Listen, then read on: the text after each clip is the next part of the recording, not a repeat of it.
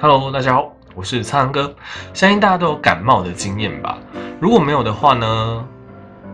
你确定你是正常人类吗？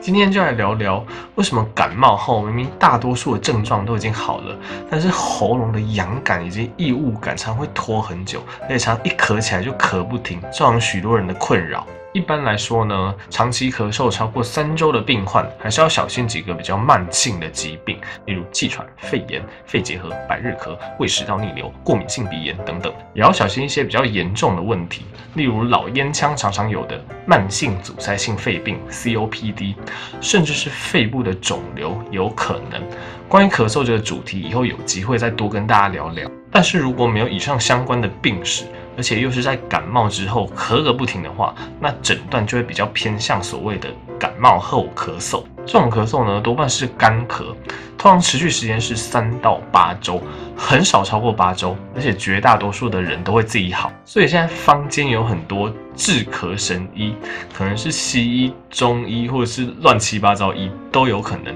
常强调他们专治这个感冒后咳嗽，只要跟着他们调理1到2个月左右的时间，咳嗽就好了。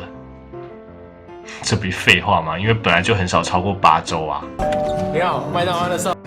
至于这种咳嗽的成因是什么呢？目前的推测是病毒引发的发炎反应太强，造成你呼吸道的上皮细胞受损，引发呼吸道的不适，所以会造成咳嗽，有可能会有痰的产生。另一种理论是，当感冒的症状大多都缓解的时候，这时病毒的感染尚未真的完全被解决，所以免疫系统仍然对那些被感染的细胞发动攻势，导致喉咙痒痒的，引发咳嗽。此外，也有一些人是在鼻腔或者是鼻窦的位置持续发炎，造成鼻涕倒流，也会引发咳嗽。药物方面的话，止咳药物、气管扩张剂或者是抗组织胺等等，都有可能对症状有帮助。但是感冒后咳嗽主要还是要靠时间自己痊愈啦。但是切记，如果拖超过8周仍然在咳，或者是除了咳嗽之外还有其他症状跑出来，例如发烧、耳朵痛、喉咙痛、